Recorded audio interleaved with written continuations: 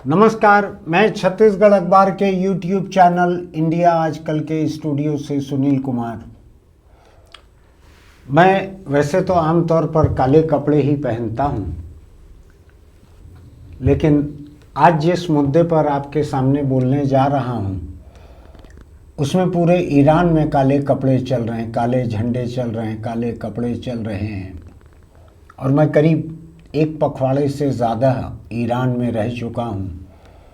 एक सिरे से दूसरे सिरे तक, पाकिस्तान के बलूच बॉर्डर से, बलूचिस्तान के बॉर्डर से लेकर तो टर्की तक सड़क के रास्ते 15 दिन करीब गुजारे हैं मैंने ईरान में। महिलाएं तो काले बुरकों में ही रहती हैं, हिजाब काले, बुरके काले, पूरे काले में ही रहती हैं वो। पुरुष भी बहुत सारे काले कपड़े पहनते हैं।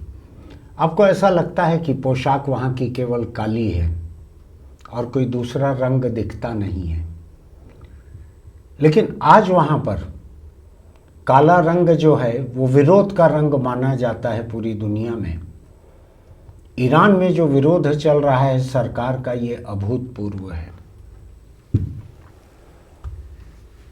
ऐसा विरोध ईरान में बरसों में हुआ नहीं था। 2022 में आपको ध्यान होगा, महसा अमीनी नाम की एक महिला थी, युवती थी एक, उसको वहाँ की मॉरल पुलिस जो कही जाती है, जो नैतिकता के पैमाने लागू करती है, बसीज कहते हैं शायद उसको, अगर मुझको ठीक याद है तो, जो एक वक्त चलते थे बेंत लेकर, और कोई महिलाएं ऐसी दिखती थी जिनके कपड़े ठीक न रहें तो बेंत से मारते थे उन महिलाओं को। हम लोग जब गए थे उस वक्त भी ये पता लगा था कि ये मॉरल पुलिसिंग करने वाले लोग हैं। हम लोग उनको हिकारत की नज़र से देखते थे, लेकिन ईरान हमारे लिए एक रास्ता था, मंजिल नहीं थी।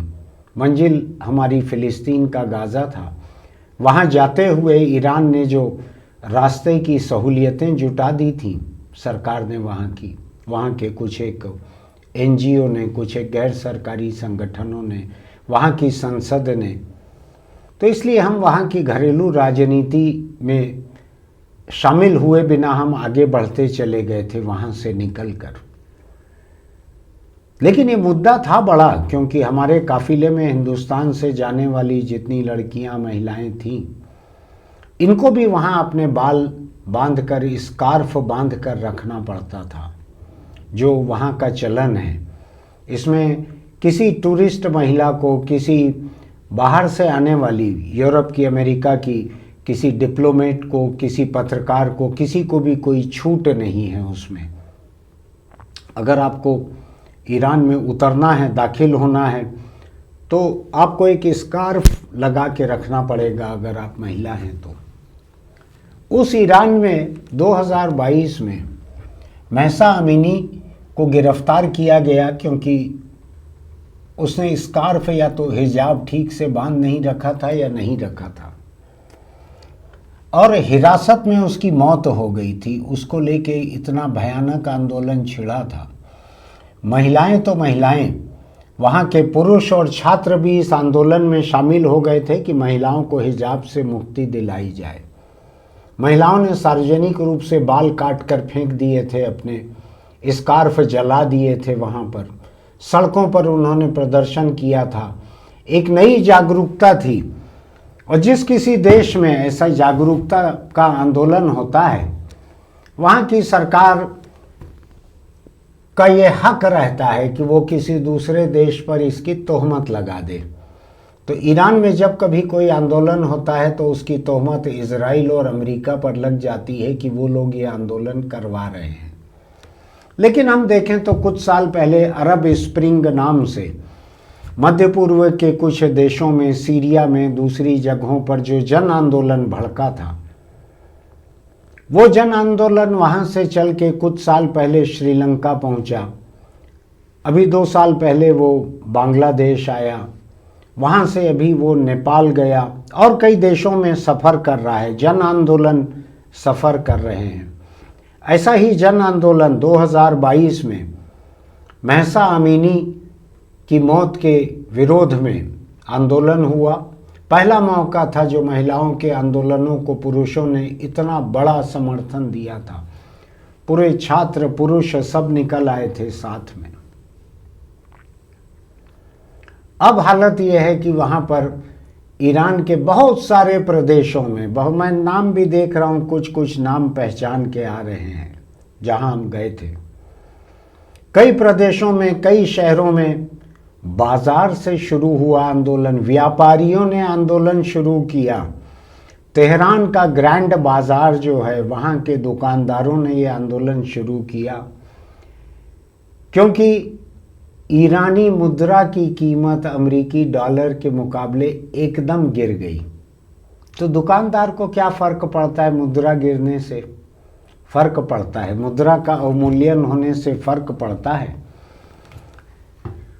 वो जो सामान बाहर से बुलवाएंगे जिसके लिए अमेरिकन डॉलर में भुगतान करना होगा, तो ईरानी रियाल बहुत सारा और देना पड़ेगा कोई सामान बाहर से बुलवाने के लिए। तो बाजार मुश्किल में है, जनता मुश्किल में है, महंगाई इतनी बढ़ गई है, बेरोजगारी बढ़ गई है। इन तमाम मुद्दों को लेके अब केवल हिजाब का मुद्दा नहीं रह गया है, अब आंदोलन आगे बढ़ गया है, उसके आर्थिक मुद्दों पर आ गया है। मैं वहाँ के मुद्दे देख रहा था ईरान के 2022 में, जो मुद्दे, जो नारा उठा था वहाँ का, वो नारा था जिन-जियान आज़ादी, जिसका मतलब होता है औरत जिंदगी आज़ादी। ये नारा था वहाँ का, औरत जिंदगी आज़ादी। उसके बाद से सरकार हिल गई थी और महिलाओं के ऊपर से बंदिशें घटी थीं, जो कार्रवाई की जाती थी, गिरफ्तारी की जाती थी बिना हिजाब के, बिना स्कार्फ के, वो बंद सरीखी हो गई थी। घोषित नहीं किया था सरकार ने, लेकिन उसमें ढील दे दी गई थी। अब जो आंदोलन चल रहा है ईरान में, ये आंदोलन और भयानक है। ये आंदोलन कह रहा है कि मुल्लाओं को जाना होगा। आपको ध्यान होगा अगर ईरान के बारे में थोड़ा बहुत भी आप पढ़ते हैं तो, कि ईरान में एक इस्लामिक सरकार है वहाँ पर, और शिया बहुल देश है वो। मुस्लिमों में, हिंदुस्तान में सुन्नी ज़्यादा हैं, वहाँ पर ईरान में शिया ज़्यादा हैं। और उनके धर्म गुरु जो हैं, वो, उनको सुप्रीम लीडर कहा जाता है वहाँ का, ईरान का। राष्ट्रपति के भी ऊपर उनकी मर्जी चलती है, ऐसा कहा जाता है, सुप्रीम लीडर ईरान के। तो अभी ये आंदोलन जो चल रहा है, वो वहाँ के मुल्लाओं की सरकार के खिलाफ आंदोलन चल रहा है।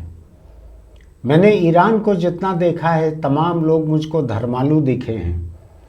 मेरे किस्म के नास्तिक लोगों की वहाँ कोई जगह, यहाँ भी नहीं है, हिंदुस्तान में किसी देश में नहीं है। एक वक्त था जब हिंदू धर्म के भीतर भी नास्तिकों के लिए जगह थी, हिंदू धर्म ग्रंथों में लिखा हुआ है। अब इधर नहीं है जगह। तो वहाँ ईरान में कोई जगह नहीं है ऐसी नास्तिकों की। सारे के सारे लोग धर्मालू हैं, लेकिन वो मुल्लाओं के खिलाफ हो गए हैं। वो नारे लगा रहे हैं कि आखिरी लड़ाई है, जाना होगा मुल्लाओं को, और शाह लौटेंगे, शाह रजा पहलवी। ये इस्लामिक क्रांति जो हुई थी, उसमें वहाँ के शाह को भगा दिया गया था। तो अब जनता आंदोलन कर रही है मुल्लाओं के खिलाफ कि शाह को वापस आना होगा, शाह को हम वापस लाएंगे, मुल्लाओं को जाना होगा। आधा दर्जन लोग मारे गए हैं, लेकिन जन आंदोलन चल रहा है, फैलते चल रहा है। वो कुछ चीज़ें मिल गई हैं वहाँ पर। शुरुआत 2022 में हुई थी हिजाब के खिलाफ, स्कार्फ के खिलाफ आंदोलन को लेकर, वो चल ही रहा है। आर्थिक संकट आ गया, बेरोजगारी आ गई, महंगाई आ गई, वहाँ की मुद्रा का दाम डॉलर के मुकाबले गिर गया है बहुत बुरी तरह से। ये ताज़ा मुद्दा माना जा रहा है। अभी की जो आग लगी है उसकी चिंगारी, डॉलर के मुकाबले रियाल की कीमत गिर जाना, ये सबसे बड़ी चिंगारी है आज की। महिलाओं के अधिकार, मानवाधिकार का उल्लंघन, ये मुद्दे हैं वहाँ के। फिर ये है, ध्यान से सुनिएगा थोड़ा सा, धार्मिक और जातीय अल्पसंख्यक ईरान शिया बहुल देश है, लेकिन वहाँ पर बहाई, आपको ध्यान है ना, दिल्ली में एक लोटस टेम्पल है, वो बहाई लोगों का है, धर्म है। बहाई सुन्नी ये मुस्लिमों का ही हिस्सा है, जिसमें शिया मुस्लिमों का एक हिस्सा है, सुन्नी दूसरे हिस्से हैं, जो भारत में अधिकांश लोग सुन्नी हैं। बहाई सुन्नी कुर्द ये वहाँ का एक प्रदेश के लोग हैं, कुर्द। बलूची ये बलूचिस्तान से लगा हुआ हिस्सा जो है ईरान का, जिसमें पाकिस्तान में बलूच लोग हैं। आपको ध्यान होगा पाकिस्तान में बलूच में भारी अशांति चल रही है। जब हम पाकिस्तान पार करके ईरान जाने वाले थे सड़क के रास्ते, तो पाकिस्तान की सरकार ने इजाज़त नहीं दी थी। उन्होंने कहा कि बलूचिस्तान में तो बागी लोग हमारी फौज को मार रहे हैं, अगर 55 हिंदुस्तानियों की बसों को अगर उन्होंने उड़ा दिया तो भारत पाकिस्तान के बीच जंग छिड़ जाएगी। तो पाकिस्तान ने इजाज़त नहीं दी थी क्रॉस करके जाने की।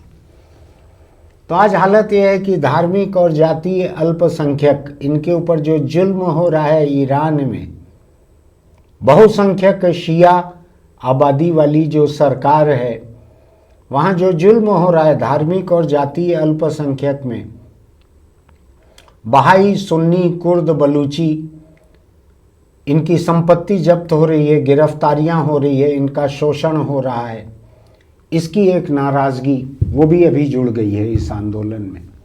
जब आंदोलन छिड़ता है तो कई तरह के अलग अलग मुद्दे जुड़ जाते हैं सरकार के खिलाफ। स्वतंत्र मीडिया, स्वतंत्र राजनीतिक दल, मजदूर संगठन, पत्रकार, सामाजिक आंदोलनकारी, इन सब के खिलाफ है ये सरकार वहाँ की, ईरान की शिया सरकार, इस्लामिक सरकार, इन सब के खिलाफ है। धर्म का मिजाज भी रहता है। स्वतंत्र मीडिया, राजनीतिक दल, यूनियन, पत्रकार, सामाजिक आंदोलनकारी, धर्म का तो मिजाज ही रहता है। इन सब ये सब सवाल खड़े करते हैं असुविधा के। तो इनके खिलाफ थी सरकार वहाँ की, इनका राजनीतिक दमन किया जा रहा था। और सुनिए थोड़ा सा, राजधानी तेहरान का हाल यह है कि वहाँ पे पानी नहीं रह गया है, और एक खतरा यह है कि अभी किसी भी दिन राजधानी को खाली करना पड़ेगा, ऐसा लोगों का कहना है, क्योंकि पानी ही नहीं है जिंदा रहने के लिए। और सुनिए जरा ध्यान से सुनिएगा, ईरान की राजधानी तेहरान में वायु प्रदूषण इतना भयानक हो गया है, इतना भयानक हो गया है कि पानी की कमी से और वायु प्रदूषण से हजारों लोगों की मौत हो रही है। पानी की कमी से बच्चों की मौत होने लगी है। सरकार अपने आप में मगन है। धर्म का नाम लेकर ईरान की सरकार चल रही है। मुल्ला जो हैं वो वहाँ पे सुप्रीम लीडर कहलाते हैं, और वहाँ पर वायु प्रदूषण से और जल संकट, मैं इंदौर की बात नहीं कर रहा हूँ, मैं दिल्ली की बात नहीं कर रहा हूँ, मैं ईरान की बात कर रहा हूँ। हजारों मौतें हो चुकी है वायु प्रदूषण से, और जल संकट से भी बच्चों की मौतें हो चुकी हैं। खराब नौबत है, खराब नौबत है ये, इसको लेकर। और दूसरे देशों के साथ रिश्ते खराब हो गए हैं ईरान के। मुद्रा जो है वो एकदम जमीन पे औंधे मुंह गिर गई है, बिल्कुल ही। जैसे ईरानी मुद्रा का हाल ये हो गया है कि रेल की पटरी पर किसी सिक्के को रखकर हम अपने बचपन में इंतजार करते थे, ट्रेन निकल जाएगी फिर चपटा सिक्का देखेंगे। तो वैसे ही चपटा हो गया है, बिना ट्रेन की पटरी पे रखे हुए ईरानी मुद्रा जो है, ईरानी सिक्का जो है, बिना ट्रेन के नीचे कुचले हुए, बिना पटरी पे रखे हुए ही चपटा हो गया है। बाजार से बगावत शुरू हुई है इस बार। मुल्लाओं को जाना होगा, ये नारा है। शाह लौटेंगे, ये नारा लग रहा है। राजा लौटेंगे, शाह लौटेंगे, वहाँ की भाषा में थोड़ा सा कुछ अलग कहते हैं, उसको मैं बतलाता हूँ आपको। जावेद शाह ये नारे लग रहे हैं वहाँ पे, जिनका मतलब है कि शाह अमर रहे, और शाह लौटेंगे ये नारे लग रहे हैं। अभी शायद अमेरिका में रह रहे हैं वहाँ के शाह, उनका परिवार। आधा दर्जन लोग मर चुके हैं। थोड़ा दिन दुनिया का ख्याल रखना चाहिए, ऐसा समझदार लोग कहते हैं। मैं थोड़ा सा कोशिश करता हूँ, और चूंकि इस देश में मैं गया हूँ, बहुत सारे लोगों से मिला हूँ, उसकी संसद के भीतर भी गया हूँ, राष्ट्रपति से भी मुलाकात एक कार्यक्रम में वहाँ पे हो गई थी, बहुत सारे सांसदों के साथ खाना खाया था वहाँ पर। ईरान की संसद ने हम लोगों को एक एक, शायद चांदी की अंगूठी में कोई पत्थर लगा हुआ था, ऐसी अंगूठी भी दी थी। कुछ एक छोटा सा इतना सा कारपेट का टुकड़ा भी दिया था, कालीन का। ईरानी कारपेट बड़े मशहूर होते हैं। तो मेरी बहुत सारी यादें हैं वहाँ से जुड़ी हुई, बहुत सारे मेरे दोस्त हैं ईरान में। तो मुझको हिंसा अच्छी नहीं लगती है, लेकिन मुझको लोकतांत्रिक आंदोलन खराब नहीं लगते हैं। आपको ध्यान है ना, हिंदुस्तान में एक समाजवादी नेता थे, क्या नाम था उनका, थोड़ा भूल रहा हूँ मैं,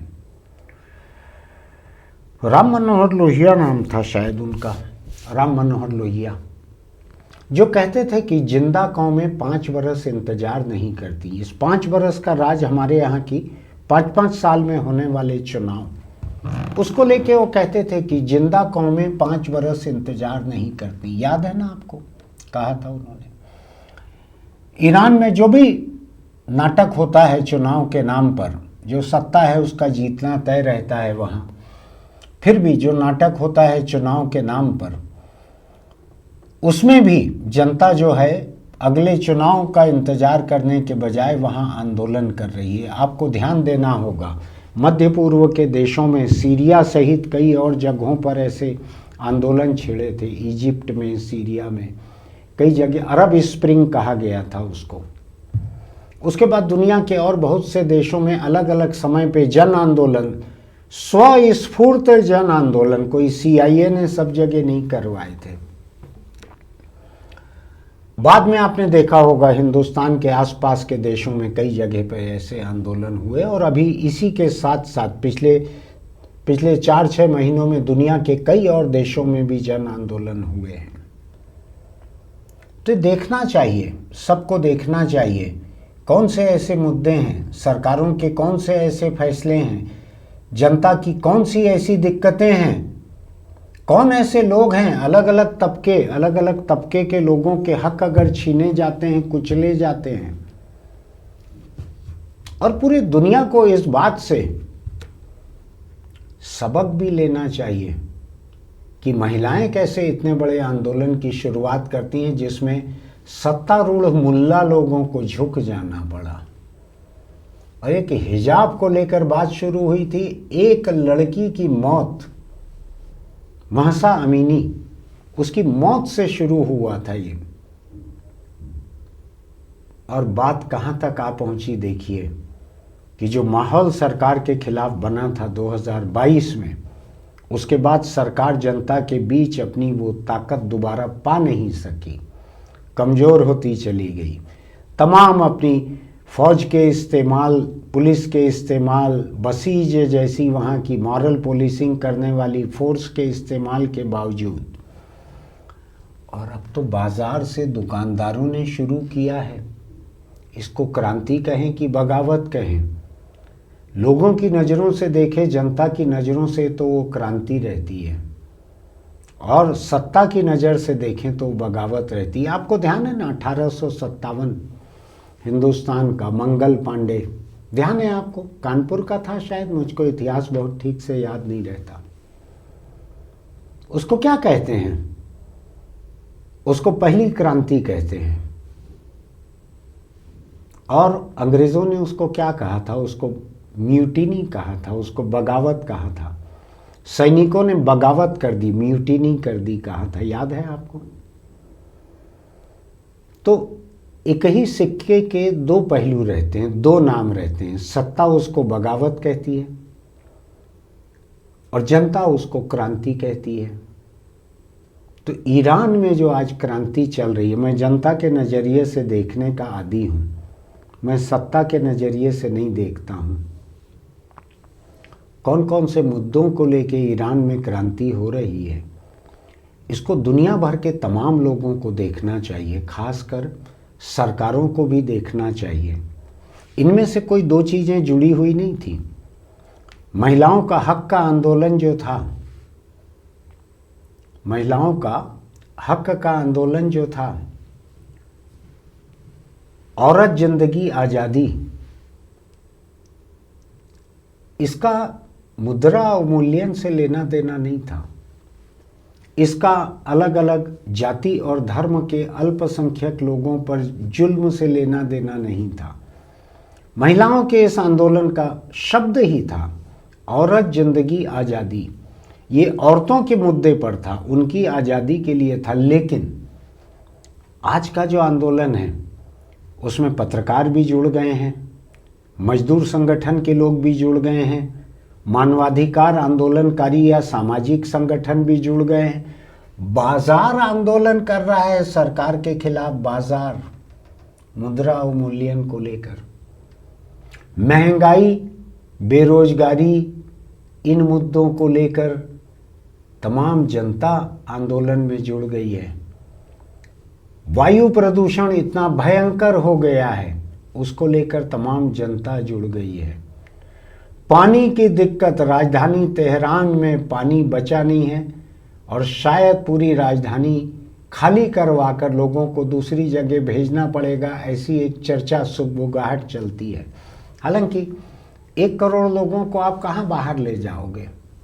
और बड़ा खूबसूरत शहर है, मैं उस शहर में कई दिन रहा हूँ, कई इलाके उसके घूमे हैं मैंने। और ये जो धार्मिक नेता वहाँ के जो सुप्रीम लीडर कहे जाते हैं, तो हमारे जाने के पहले जो अयातुल्ला खोमैनी या ऐसे कोई थे, तो उनका जो घर था जहाँ रहते थे उसको भी देखने के लिए हम लोग गए थे। तो मैंने काफ़ी कुछ देखा हुआ है। अब मैं कल्पना नहीं कर पाता हूँ कि जहाँ पर हम ठहरे हुए थे, जहाँ पानी की कोई कमी नहीं थी, आज उस शहर को खाली करके लोगों को जाना है।